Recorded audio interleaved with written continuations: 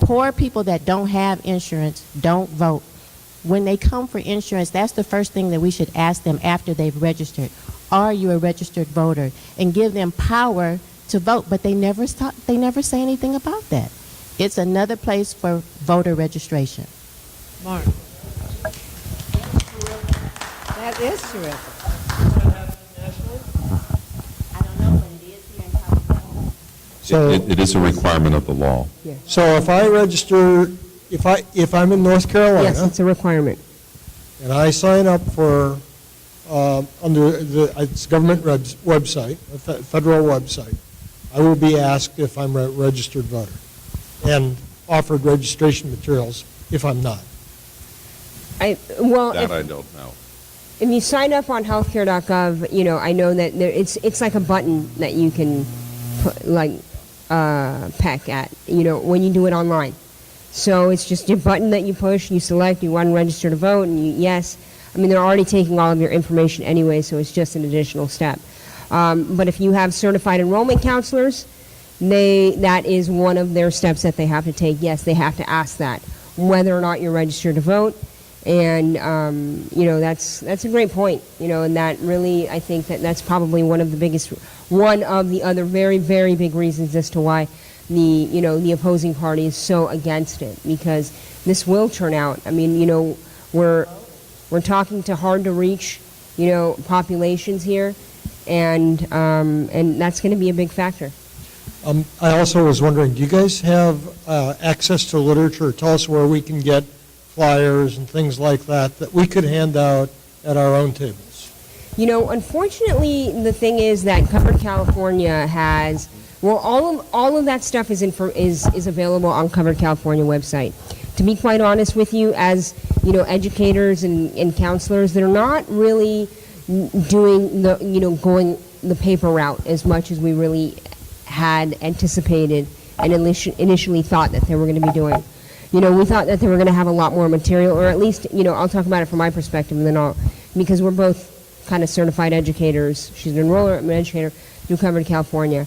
And our organization was also a grant recipient to do outreach and education. So, we really thought that they were going to give us a lot more literature to take to small businesses, to take to individuals, but unfortunately the literature is not that comprehensive. It doesn't have a whole lot of information on it. And I think that probably has a whole lot to do with the fact that they really try to simplify it, make it more online based. I think that in a way that kind of backfired on them, in that there isn't as much, I think, literature to hand out, and it's not as culturally sensitive.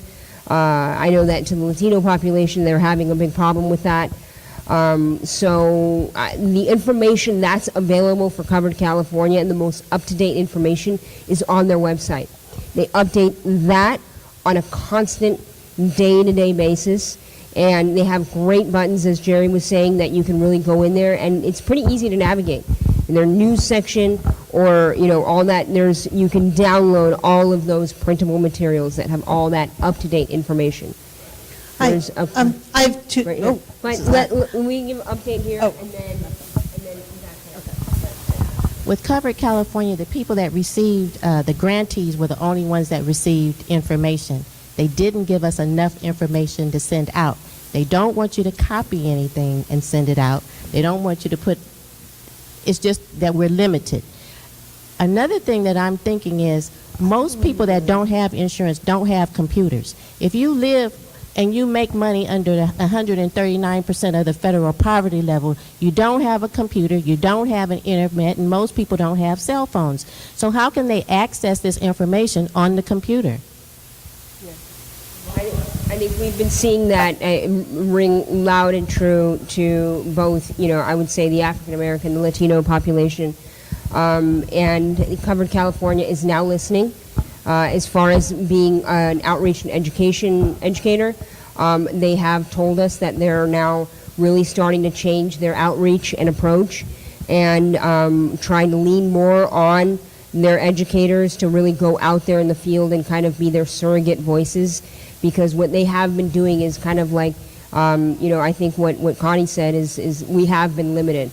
They've limited the people that they're working for them. They haven't let as many resources go. So, in a way, it kind of You know, you would think that that would be kind of good because since this is federal dollars that are being spent, I think that the people are really worried about abuse of these federal dollars that are being spent.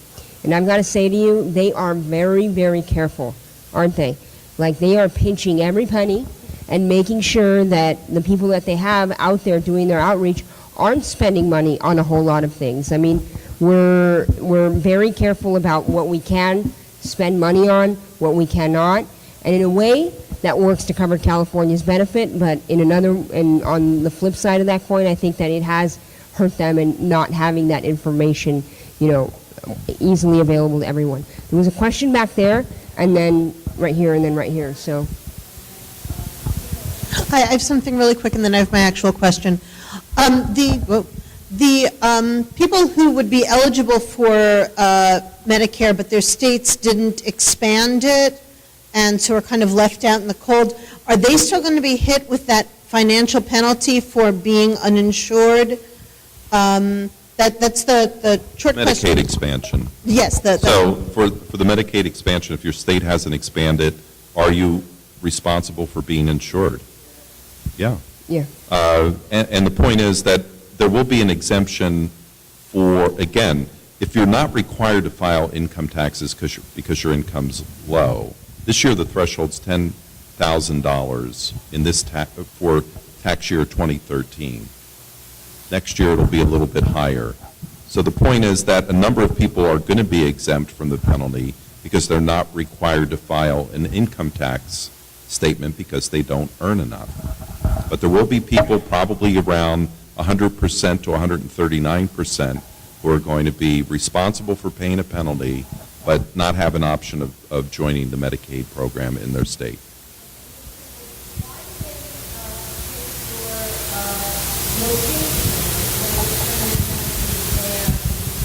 Well, in California,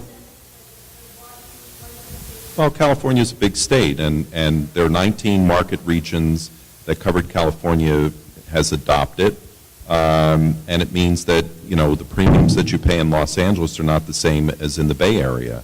In fact, they're substantially lower. Northern California is an expensive area.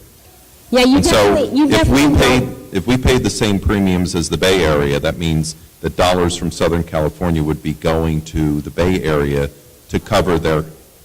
Well, it's not the cost of living; it's more the cost of health care varies across the state. So, by creating smaller market regions, you're not subsidizing lower cost areas like Southern California are not subsidizing higher cost areas like the Bay Area. Correct. Correct. And just to add to that, they ask you for your zip code because they do a search of the providers that are around you. All right, so the providers that are around your zip code, they're taking their rates into consideration. And as Jerry mentioned, it's a lot more expensive to get coverage in Northern California than it is in Southern California. So it actually works out to our benefit here in Southern California. Hi. I lost my job last year, so I have been on Cobra. So I looked into Medi-Cal, and first off, I found it very difficult to find out any information. I could not find a list of providers on Medi-Cal's website or the ACA site. So I just started Googling around, and it seems like everything I found out about the doctors was just from some random site that wasn't one of the official sites. So I'm still on the Cobra because what I found was that there didn't seem to be very many providers. Now, the question is, what are they doing with this influx of new people? Are they having more doctors, or it just seemed like such a limited selection? I thought I had this primo health insurance that I don't want to give up for Medi-Cal. Maybe I can't get an appointment for 2 months with somebody in East LA, So my question is, how are they providing for all the extra people with no added doctors? And is there a list of providers? Well, go ahead. I understand with the Medi-Cal, you'll be assigned a doctor in your zip code for the first year. So I don't know what happens after that. But we've been told that if you have Medicare, you'll have a provider in your zip code for that first year. And a lot of people are upset about that because their doctors, the doctors that they prefer or that they already have a relationship with, are not in that particular zip code. So is it like an HMO where they, if you need some specialists? It's an HMO. Medi-Cal in the state of California is all managed care. Every county has providers, managed care providers, who have agreed to accept Medi-Cal contracts, and every Medi-Cal recipient in the state of California is enrolled in a managed care plan. So yes, it is an HMO. So you would have to go to a primary care to go to whatever. Correct. And also, there's no dental or vision, right, unless you're a minor? Correct. No, Correct. minor. There So is, yeah. There's no. You have to purchase that separately. Yeah, Right. okay. Yeah. And so, yeah, you're perfectly positioned, you know, in a place to really get Medi-Cal. I've got to say that just from personal experience that I have heard that some people have been signing up for Medi-Cal and they're actually liking it. You know, they really feel that their network is strong. You know, I know that personally a group of providers let me know we just signed our contract with LA Care and HealthNet to accept Medi-Cal patients. And this gentleman told me that a lot of the doctors that were in their provider network were actually requesting to take Medi-Cal because reimbursement rates are now, for the first couple of years, going to be on par with Medicare reimbursement rates. So I've heard positive things about it. I know my niece and nephew just got enrolled, and they got, my brother and his wife were jumped on Blue Shield. Their children went under Medi-Cal, so they have yet to see how things are going to work out for them. So I think it is kind of like a wait and see type of deal. I don't think that, you know, everybody's, you know, going to be, you know, super happy with it, but it may just work out to many people's benefits. So I'm just got to tell you, you know, it may be a bit rocky, you know, at the beginning, but keep at it and keep looking around because there's a lot of different options out there. And you may not, you know, like one provider, may not like one doctor, but there's other ones out there. So keep at it. That's what I would let you know. If you want to use the microphone. If you don't want to sign up for Medi-Cal, but you might want to choose, and you don't want to be under an HMO, you might want to get into a subsidized plan. It'll be a lot cheaper than. Can't do that. You can't choose to be in Medi-Cal or in the subsidy. If you're below the 139 threshold, You're right. Medi-Cal is your Sorry. option. Now, you always have the option of going into the individual market and buying a policy without a subsidy on your own. You can do that. That would be more than my Cobra. Yeah, probably. I have a good deal. I actually have a good Probably. deal with my Cobra, and I don't want to give it up for Medi-Cal. You know, I've been spoiled with this insurance. I've got it for like till September or something. Yeah. Have you gone on Yeah, it's just, I was so frustrated with the provider list, and I couldn't figure out my doctor. Like, I didn't even know that, what you just said. I get one doctor in my zip code. I didn't see that anywhere. And if you look on Cover California's website, they have entities, Yeah. the trained entities. So you can call someone and go and sit with them, and they'll help you navigate through it so that you don't have to be frustrated.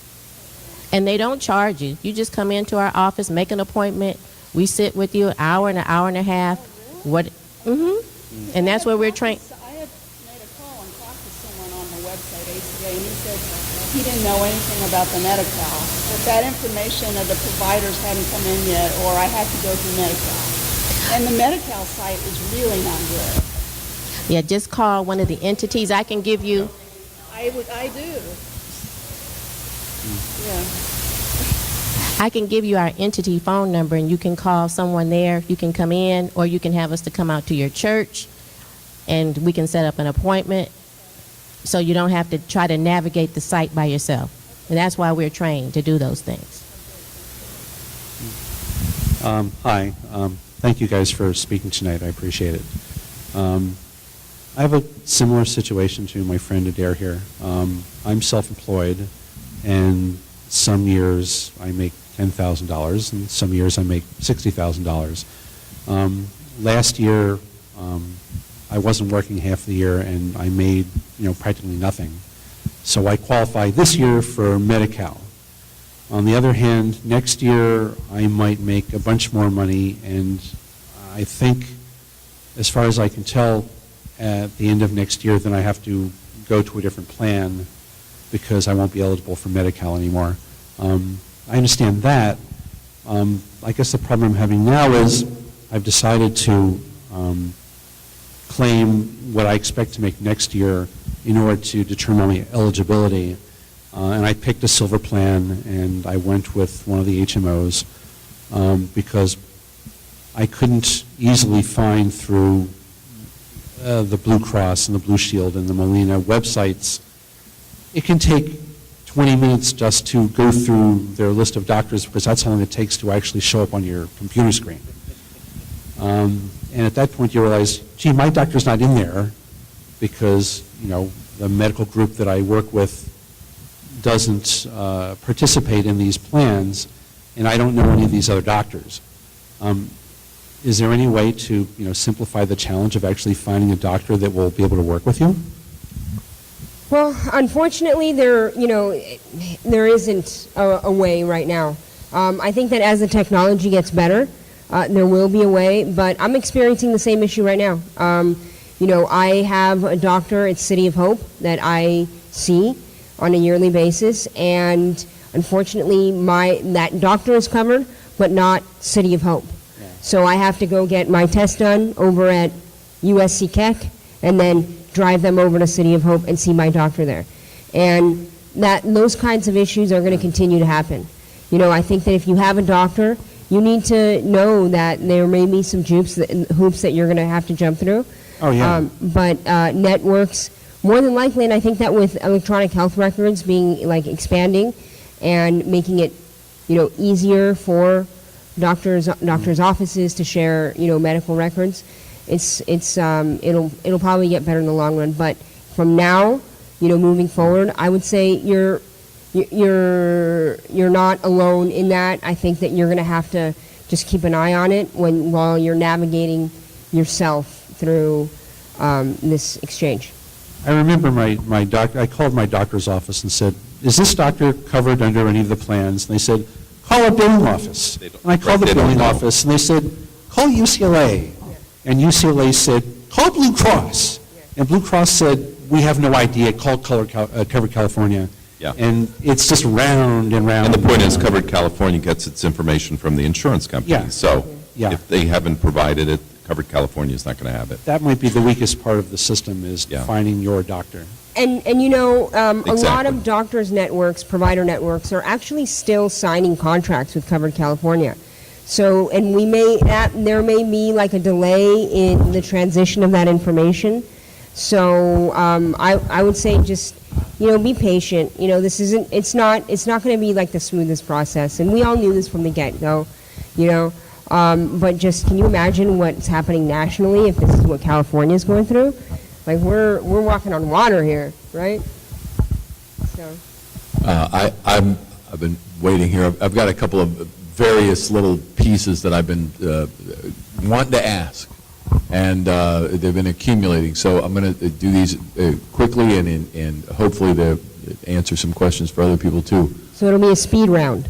Exactly. And I think this first one is to Dr. Kominski. I read an article that included in passing a national limit on the number of doctors who are licensed every year, that there's some kind of federal limit on the number of doctors that come out of school and become doctors every year, having something to do with the funding that the federal government provides to medical schools and stuff. Is there such a limit, or is this simply a limit on the number of ones that the federal government will fund? I mean, your operation is a policy institute. I was wondering if you might know. I haven't looked at this issue of licensing of physicians. Obviously there are limits. There are practical limits. There are only so many slots in medical schools. Right. There are only so many graduates per year.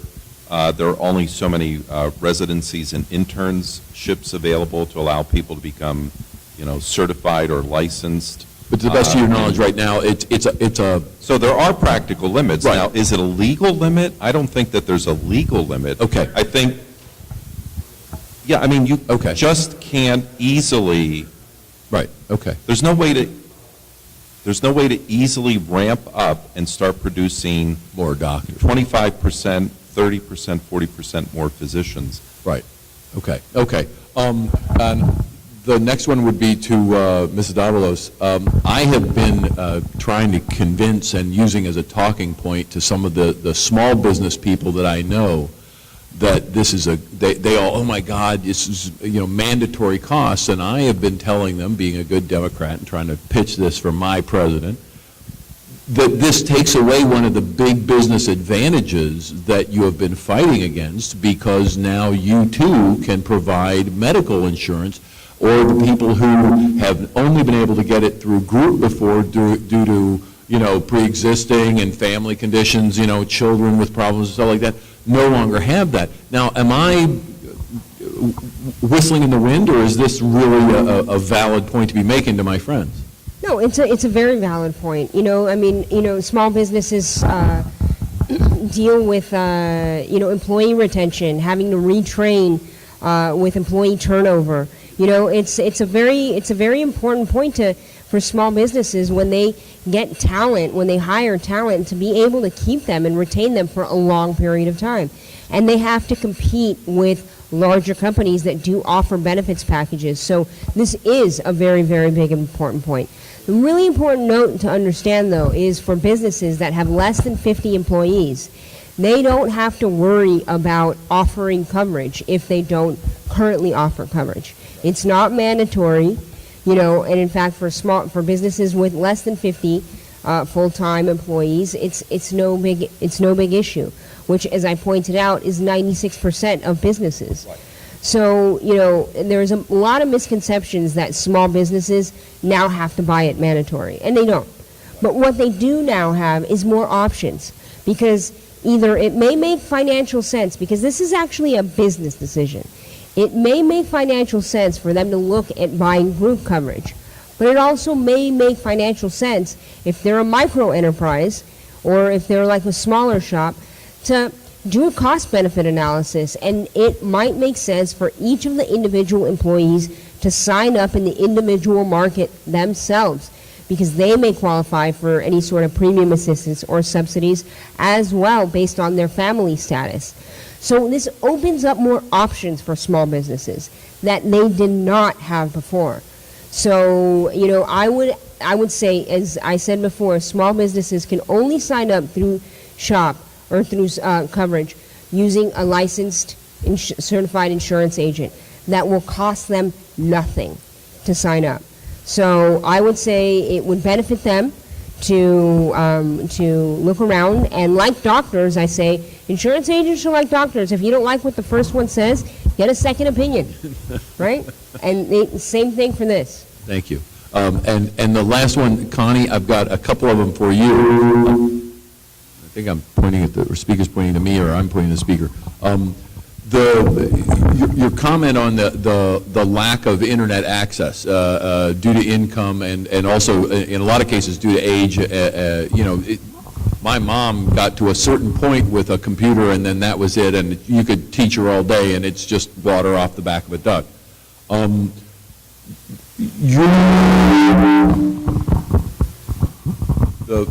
The two questions I've got for you are, one, do you have a website, or are you working through something where we could go and get more information?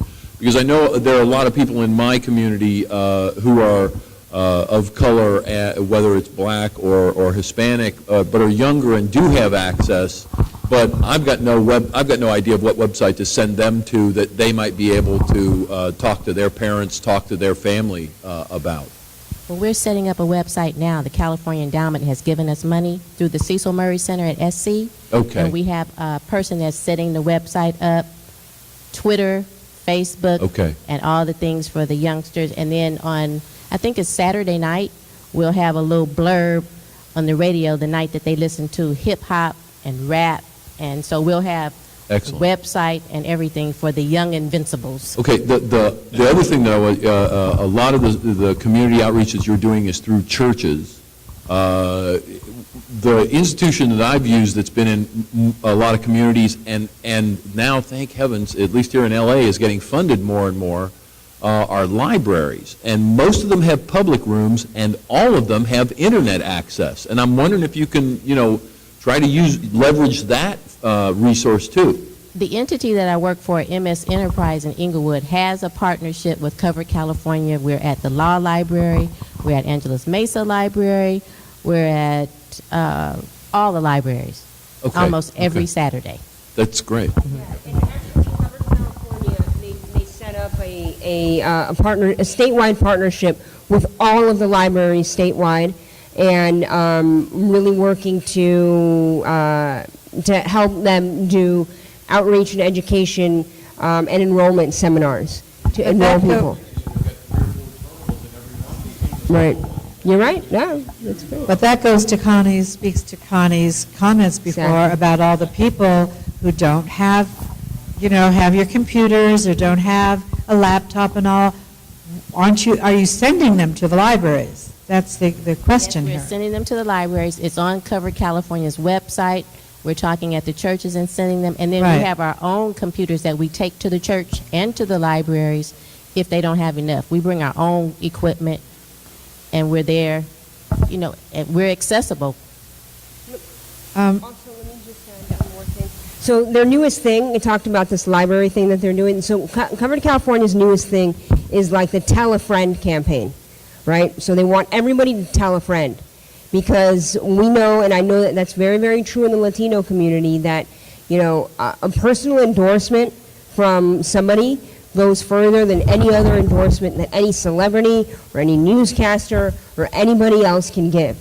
And so if you, know somebody, or if you tell a friend, tell somebody, because that word of mouth, communication and telling of your personal story, a lot of the times is stronger than anything anybody else can sell you, give you, show you, present to you. It doesn't make a difference. But when you hear a personal story, that's it.